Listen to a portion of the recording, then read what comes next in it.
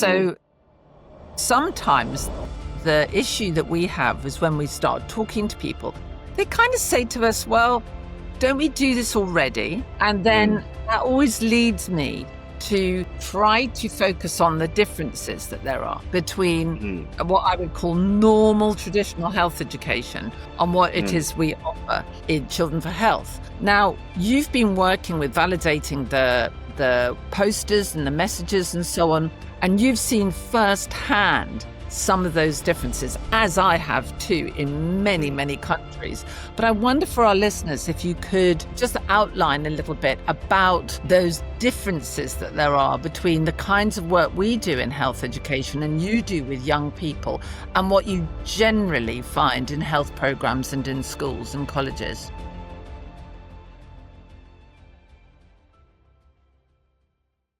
Hello, Stephen. Stephen Ogweno. I am super excited to be chatting to you today and to be finding out a little bit more what you're up to and to reflect a little bit on the relationship that we've formed together over the past years. I think it's something like 5 years since we came across our work. Stephen, was it before COVID? Was it 2019, I think? Yes, it was exactly the year before COVID, yes, 2019. Yeah, and we were both beneficiaries of the AstraZeneca Young Health grants.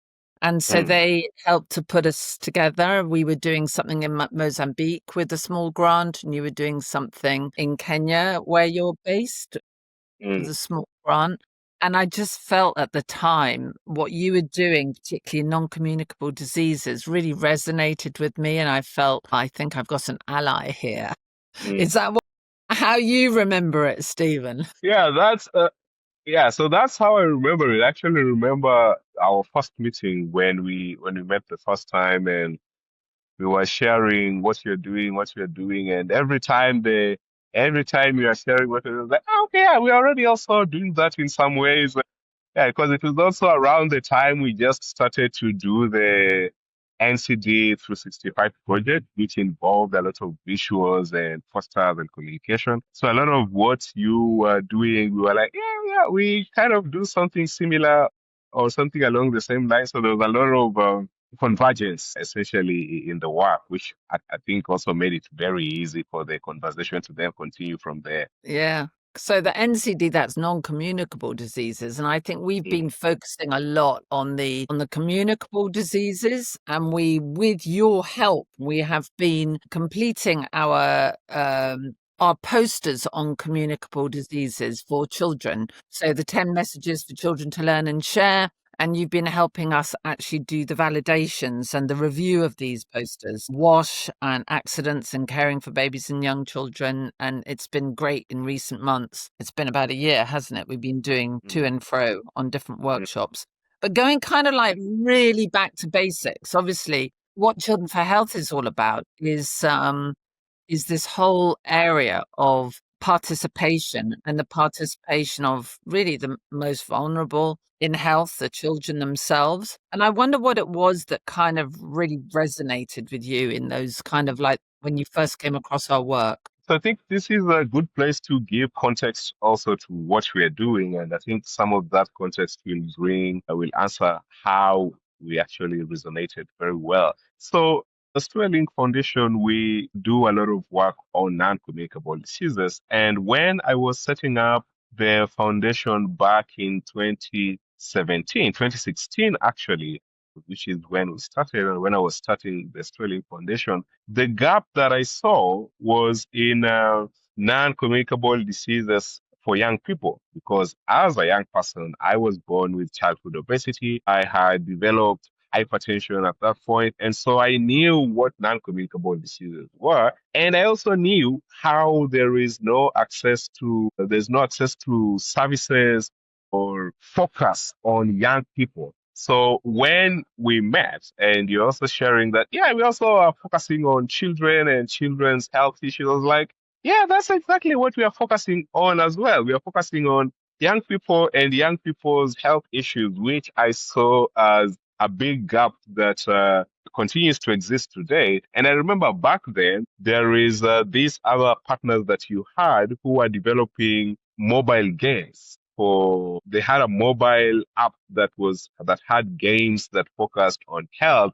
I don't recall their name, and this was also something that we had already started working on, but offline. We had developed board games for children to learn about non-communicable diseases in schools. So when you mentioned, we are doing something around posters and creating easy to access material for children to learn about their health, I was like, yes, that's exactly also what we are doing. And I think those areas of convergence, you working with children and us also focusing on young people, working in a very creative way with the posters and us working also very creatively with posters, but also with like board games and physical games to learn about. Those were sort of some of those early areas of convergence that was like, yeah, looks like this will very much be an ally. And 5 years down the line, looks like we actually have Still been. talking. Most schools and most health programs have this element of education. Mm, So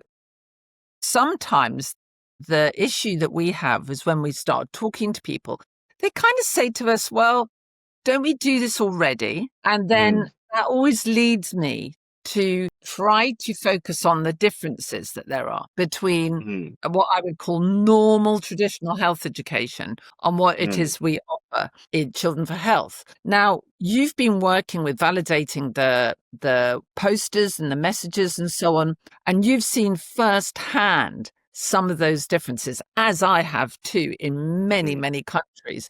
But I wonder for our listeners if you could just outline a little bit about those differences that there are between the kinds of work we do in health education and you do with young people and what you generally find in health programs and in schools and colleges. Yeah, so traditionally, the traditional health education system is a very much class education system where there is someone who knows, who's a facilitator, and then there is you who doesn't know, who is the community member or the recipient of the news. And so normally the facilitator would give you some information, and then the hope is that you understand and pick up on the information that has been shared. This we know from research and evidence and observation and actually engaging in real life doesn't work. So, speaking to our work in the past few years with Children for Health and especially in validating the posters, the biggest difference actually comes in the approach in which these posters have been delivered, which is from a collaborative standpoint. We actually don't treat the children as ignorant participants in this exchange of knowledge because as we've discovered when we work with them and even when we are doing the validation, they're actually very smart and they actually have a lot to share and they do a lot in actually helping to improve on the material that's already there. And so this approach of working with the recipients, in this case, children, co-creators, and as collaborators in this experience, rather than as recipients of this health information, I think that has been the biggest differentiator when it comes to how this information has been shared. And because of engaging these individuals as recipients, we've come to discover that the information sticks much better with them. They get to learn a lot more and they get to retain a lot more, which is usually the other issue with a lot of these health education programs. The traditional health education programs, the retention rate is very low because there was not a lot of actual engagement. But this other approach, where you are approaching this from a collaborative, co-creating standpoint, there is a lot of engagement at the development of the messages. But long term, there's also a lot of retention because they participated actively as co-creators of this information. And this is what we discovered through our collaborative work and also what we discovered through our own previous health education programs and in how we started to approach them with young people as co-creators and collaborators as opposed to recipients of the information that we are offering them, which is the biggest difference actually when it comes to how the information is received, how it is actually utilized, because health literacy is also about utilizing the information that you receive, but also how it's remembered long term. Yeah. I think that's a really inspiring answer. What I was going to ask next, Stephen, is just to turn what you've just said into a personal reflection as well. So I'll just say that in a more Mm-hmm. way.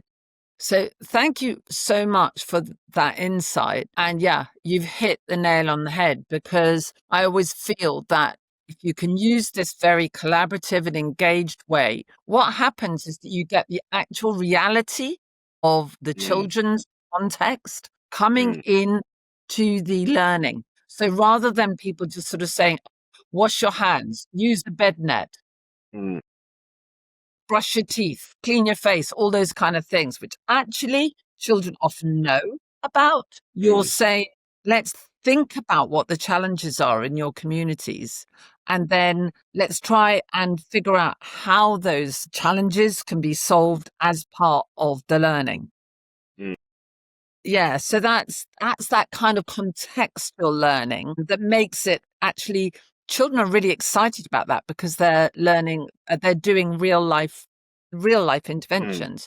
mm. So having said all that and listening to your insights, I wonder, when you kind of reflect on your own issues as a child, what were the things that really worked for you in order to try and overcome some of the challenges that you were having? And is Mm. that in some way linked to the work that we're now doing and you're doing? Yeah, that's a very good question and brings back quite a bit of memories back there.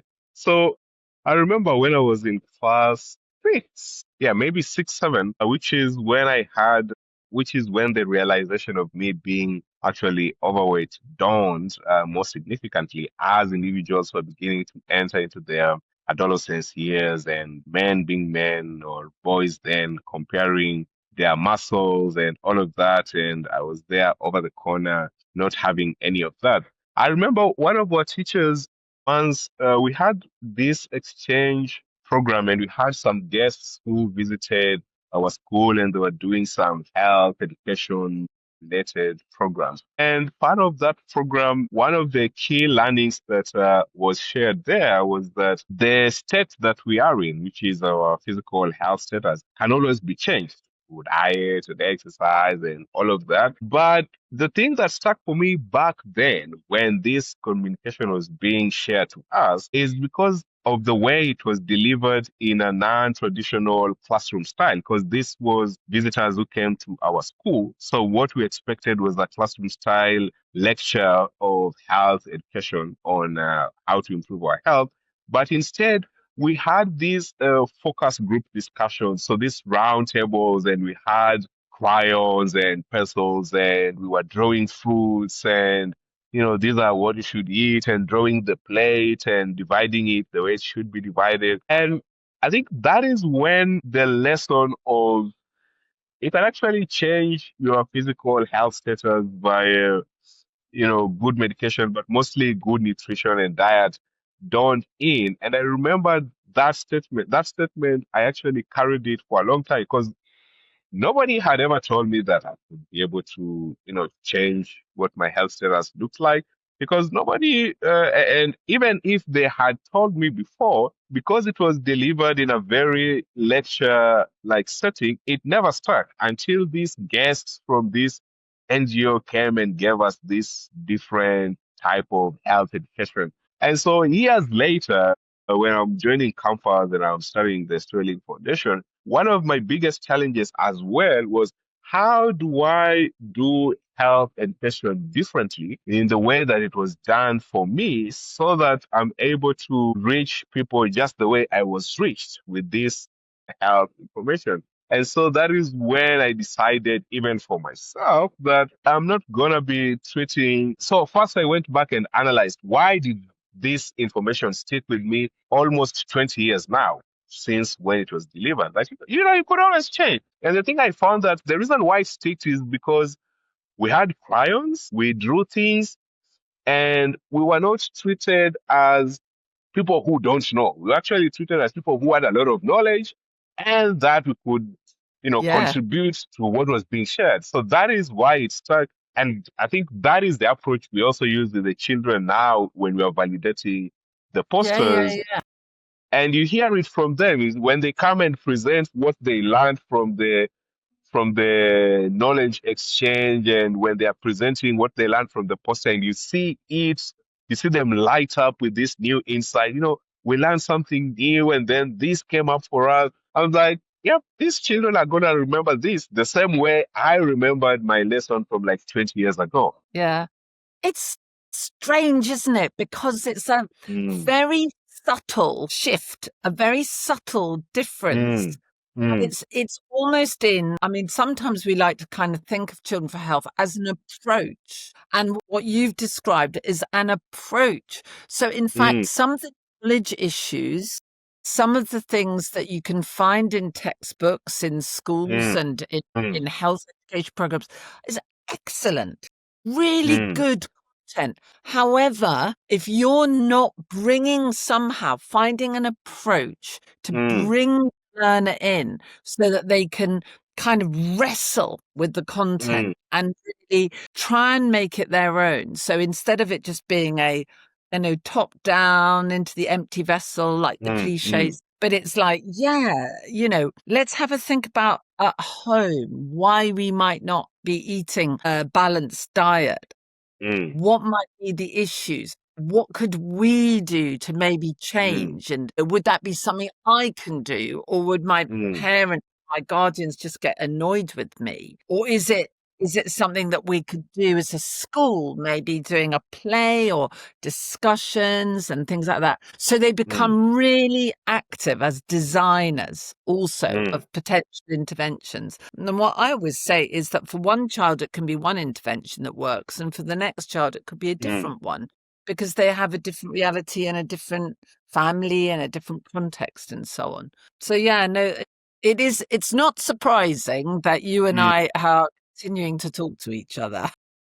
Yeah, it's not at all. And I think what you mentioned about the difference being in the approach, I think it's something that really needs to be emphasized because truly that's where the difference is. There is a lot of programs that have incredible information, very knowledgeable, but because the approach hasn't been figured out yet on how to effectively deliver health communication in a way that is retainable and memorable and actually people can action on, then they still end up missing the mark. And I think it's very true that the approach of how we essentially approached how to deliver this information in very different formats and in how we approach the recipients of this information, the emphasis on that, I think, needs to be really loud. And I think that also is probably one of the key contributions in terms of novelty of our work, in terms of how it's actually being received, and Mm, then how the knowledge is being converted to information, which is essentially also what we want. A lot of knowledge out here not being converted into useful information, and that's where exactly. the gap is. Yeah. Useful Mm, actions as well. mm, And the thing is that I haven't been in your workshops, but I know when I'm working with children and working in schools, there's this whole element of fun that comes in. mm, So you start, and the children are all silent and they're all mm, expecting the lecture from the teacher. mm, And then the teacher gets them into groups. They get them looking at posters. They get them looking at questions. They get them doing some drawings, doing charts, mm, prioritizing, doing all sorts of things like that. And the whole school can be, all the children that are assembled, it's filled with laughter and singing and mm, dancing and creativity and joy. And they're still doing their health education, but they're mm, doing it in this joyful, active way. And, that in itself is going to make the learning stick, isn't it? mm, So I don't know whether you had some experiences of this when you were doing the validations, but certainly the photos and videos that you sent to mm. us what was going on, it certainly looked pretty joyful. Yeah, if you look at the very last one that we did, I think the teachers had to stop us with the students because we were going first time, and the students, on the other hand, refused the teachers to stop the sessions from going on because it was very, very engaging. It was a lot. So there was a fight for a moment between us and the students and the teachers on whether we should pause at the time when we were supposed to end or extend it. And the children eventually won, and we had to extend the session another hour because they had a lot of insights to share on the experience on ground and what had come up for them during the validation of the posters. And that is something that we also noticed like, wow, okay, this is Yeah, well, I've just said wow because it's not often that you find children insisting that they stay at school. yeah, they did insist. And going back to your point on the feeling of the learning, which is the joy and the excitement and the morale to learn, more often than not, even in other spheres of life, the information you remember the most is the information that is attached to an emotion. So the Yes. fact that a lot of this training is able to evoke this emotion and very strong emotions of joy and excitement and engagement and being intellectually active as well is part of the reason why the approach that we've done for these poster validations and that we also do for some of our other workshops really works in validating and keeping the information to stick. Yeah, and it's just reminded me of some work we did in Zambia with when we were developing our mental health guide. Mm, Super Better Children for Health. And there, the facilitator of that, who is really trying to grow the program in Zambia, he says that all the time, that there's this kind of like real engagement with that kind of emotional side. But when mm, you're dealing with mental health, you can kind of understand it because it's kind of part of the topic of mm, what you're mm, doing. mm, It's quite surprising that it's coming up when we're talking about worms, intestinal worms, and washing our hands and other mm, hygiene things. mm, I always think it's funny because some of these subjects can seem really heavy and really mm, serious, and obviously they are, and there's a lot of suffering associated with these topics. However, mm, when you get the children engaging with the topics, because they feel that they're a part of the mm, process, you get this joyfulness coming up, whatever the topic. Even if they're mm, talking about cleaning latrines, you still mm. get a joyfulness. Yeah, People sometimes say to me, is the work difficult? I said, not really, because it's really good fun. yeah. I'm sure we sent you the videos when we were doing the validation for the posters in Kisumu, and we had the students who actually picked this up and converted this to a news feature, which was then shared with the whole school on Monday, which was the next week when they had like the school parade. And the school's journalism club had done a feature on our training program and how it went down, and they were sharing it with the whole school.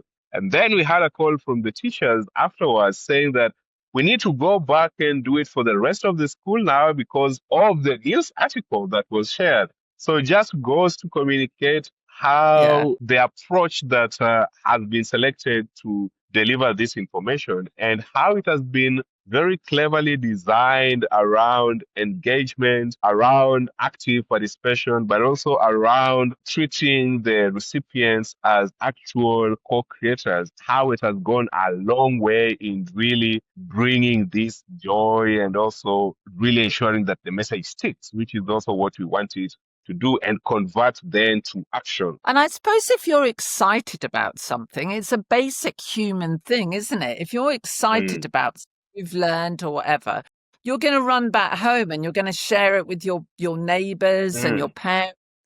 The problem is with a lot of this sort of school classroom based stuff is that children aren't really very excited about it. So mm, because it's involved them but the things that they are excited about, and especially if it links to their actual life at home, then mm, they share it. So do you, I mean, I know you've been involved in the validation of the posters, but taking a step back, Mm, it is one of the ways we do it through our storybooks, through a teacher's guides like the Super Better that I've just mentioned. The posters have been something that you've been involved with. Obviously, I haven't seen an awful lot of, I mean, people tell me, but I haven't seen an mm, awful lot of the schools using those posters. I wonder what mm, your opinion is of the posters as a way of conveying basic knowledge, obviously through the messages, but also at the back where we've got all of the ideas mm. of activities and so on.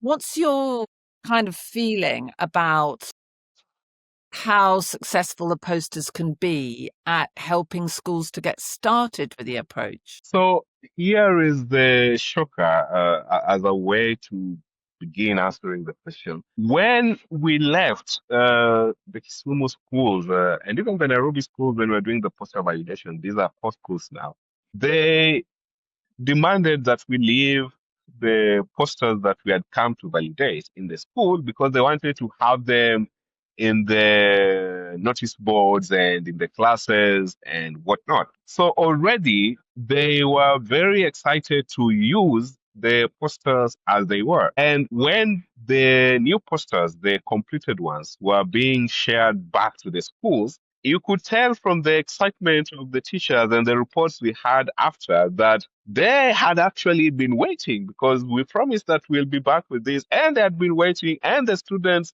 remembered that these people actually came here and they said that we will help build this and then they'll bring them back. And even though we haven't now gone back the third time after the posters have gone to the schools, we know that there has been a lot of anticipation and waiting Great. for these posters for them to be used, which actually shows how useful these have turned out to be in these schools and setups in terms of reinforcing these different elements of health education, which the school actually also does on its own as well. So it has been very useful. And then the second part of the question is around the posters themselves and with the different activities on the back and how it has been presented. I think the activities on the back have been the hack for the actual posters. A lot of health education um, programs which do health posters would often just do the front page with the relevant, and they would expect that you'd know how to interpret, how to read, how to engage, and how to teach. But what we found is that is not the case. Even when we were doing our board games series for children to learn about different NCDs and exercise through game, we found out that if you provided just the board game and you didn't provide different instruction on how this is supposed to be utilized, different ways in which they could engage in, which is the kind of information that you are providing at the back of the posters themselves, then the actual utility of the poster diminishes very quickly because the users just engage with the front, and once they feel like they've curated away with it, then that becomes the second, it sort of gets discarded. But if there is different ways in which they could engage with the poster and that is communicated at the back, and there is different learning points still to be discovered within the posters, even after they've consumed the primary message, then you find that they engage with them long enough, which is why I said that that backside information was actually the hack in making the posters, in making the engagement with the posters more long term, because there's always new activities that could be done with the same poster at the front. Wow. What a rich and interesting answer. Health education, because obviously the whole sector is in Mm, a bit of a sorry way at the moment, or definitely mm, in transition and changing.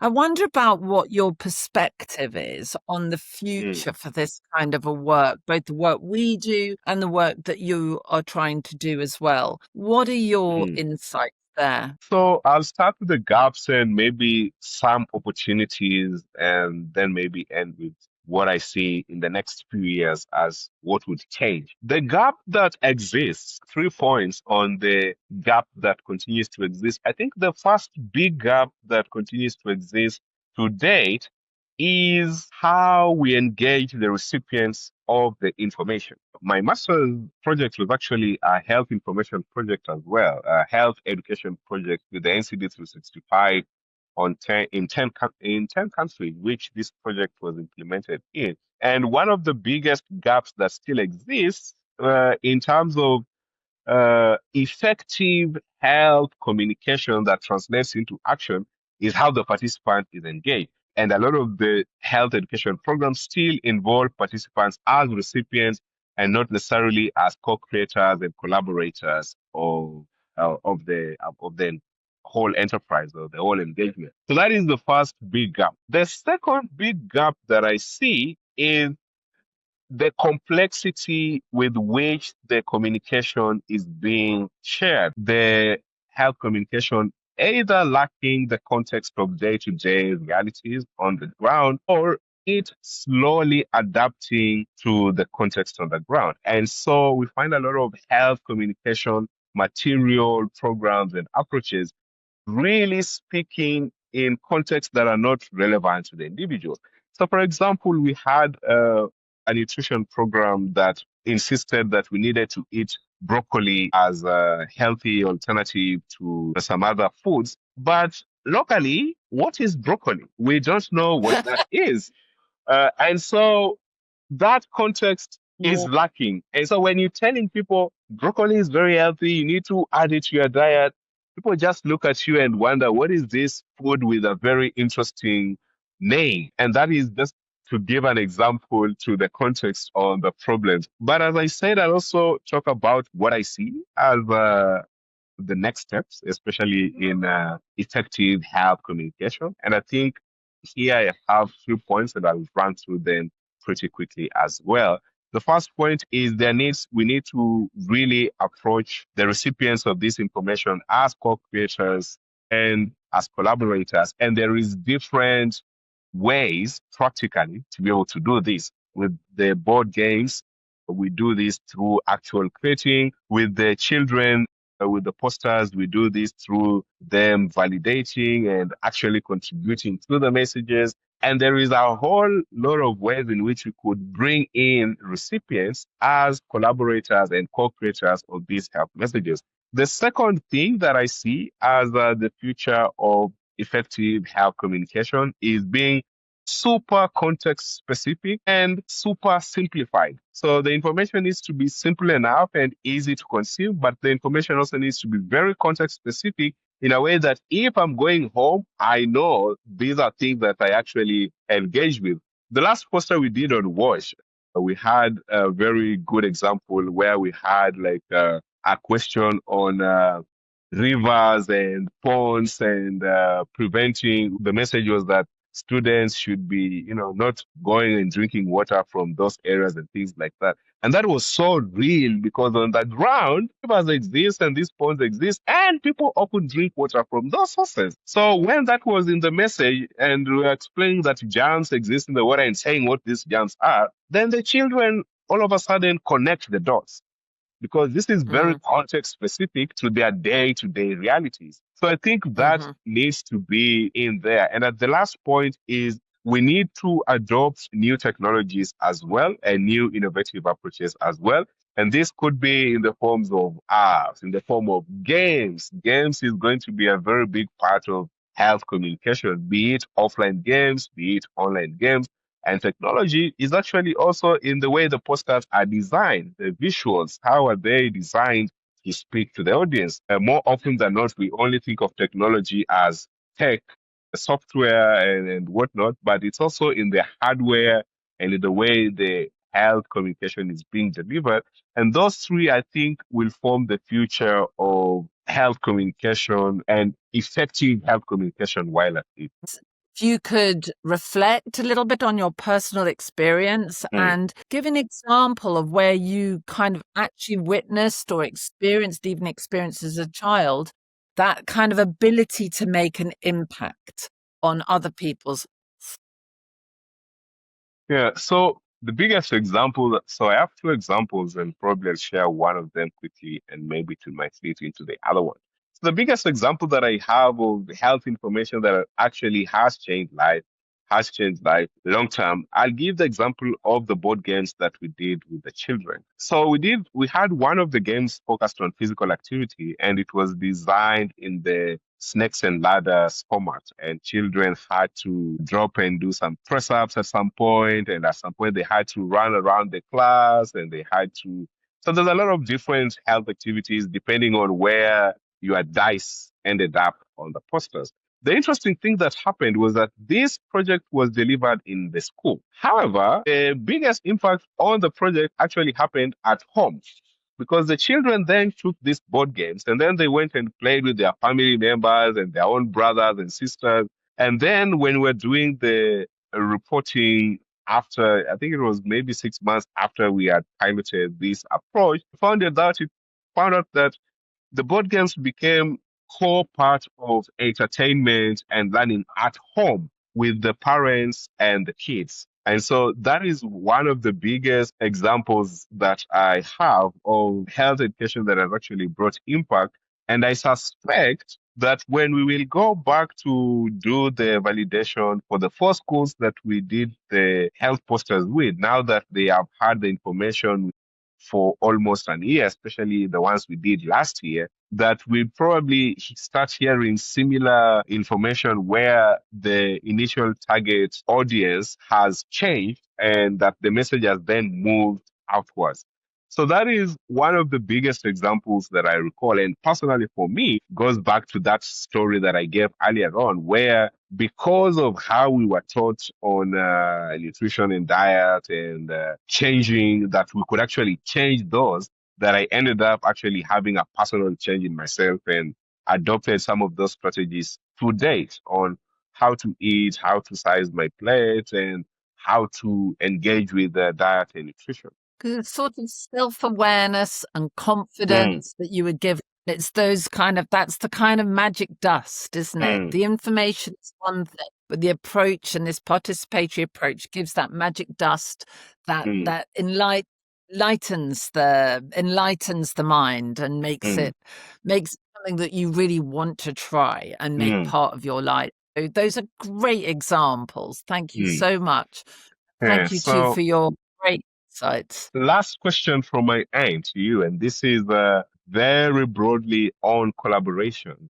Looking at both of us, I'm coming from the African geography, and you're coming from the European Union, essentially, or the EU. And I guess my question to you is, from a collaborative standpoint, what would you say is the importance of these cross-regional collaborations and what you could learn from engaging in these different collaborative experiences or endeavors or even ventures between us here in Africa and colleagues from the EU and the rest of the world. I think you saw me slightly grimace. Yeah, I was like, yeah, you guys jumped out of EU from the UK. Yeah, because I've just never seen my work like particularly like cross-cultural stuff Mm, because I've been very lucky through my career to work mm, in so many places, the Yemen and mm, Colombia, Kenya and mm, Uganda, and just so many different places. mm, And Vietnam, the conclusion that I've come to is that we're all a lot more similar than we are different. mm, mm, This whole thing about participation and engagement and context specific health comms and all of that, I honestly think that this is not something that we in Europe bring to mm, Africa. If me in particular, for my own career, it's completely the other way around mm, because I used to live and work in Africa, but also my mentors spent a great deal more time in Africa than I did. mm, And what they explained to me is how responsible the young adolescent is within a family and mm, how they are caring for young children and caring for neighbors and friends, particularly between this age of kind of like 9 and 14, which mm, just happens to be an age group I love and that I've been a school teacher of that age and so on. And so really it was kind of drilling down and understanding what those children were doing in the families in more low resource settings and mm, understanding how that could be built upon. mm, in providing information, praise, recognition, trying to make that role in the family more mm, informed and more recognized. mm, And I can tell you that I think there should be a lot more collaboration mm, from some of the insights that you have in Africa. mm, I think would be really helpful for mm, people in Europe to mm, learn more about it. So I think you're thinking of mm. sort of Africa learning from Europe. That's not really my experience or Uh, what I would want to see. I And would that want to see it the other way around. Yeah, and that's exactly the point I was going for, is that that has been for the longest time the existing narrative is that we in Africa often learn from particularly in Europe. But as you've explained yourself, and as we actually see as the case, is that we actually here have a lot to teach the European market as well, and a lot to share as well, and a lot of knowledge and insight that is lacking over there, that is plenty here that could facilitate that cross-cultural learning from this side to your Yeah. side, which is something that I think needs to be really encouraged in this day and age. Definitely. And Mm, it was really interesting, just as a sort of word on a topic we've been discussing around nutrition. I mm, listened to, there's a podcast that I follow about evidence based nutritional ideas. mm, And this guest was talking about probably what is the most healthy diet in mm, the world. mm. And it's called the African diet. Yeah, that's correct. Drum rolls for that. Yes. And it's Yeah. like food, plant-based food, local food, Mm, all the things we've completely left behind us mm, that in terms of our nutritional health, which is so important, we should be going back to and learning from mm, people who live this and eat diets constructed around this. And mm. so, yeah, maybe that's a good point to end on. Yes, that's a very good place to end on. Thank you very much. Lovely, lovely to talk to you, Stephen, and best wishes. And I know we're in touch a lot, so looking forward to future collaborations. Thank you very much as well for having me and for a very insightful conversation, and looking forward to the next one. Thank you, Stephen. Bye for now. Very good. Bye for now.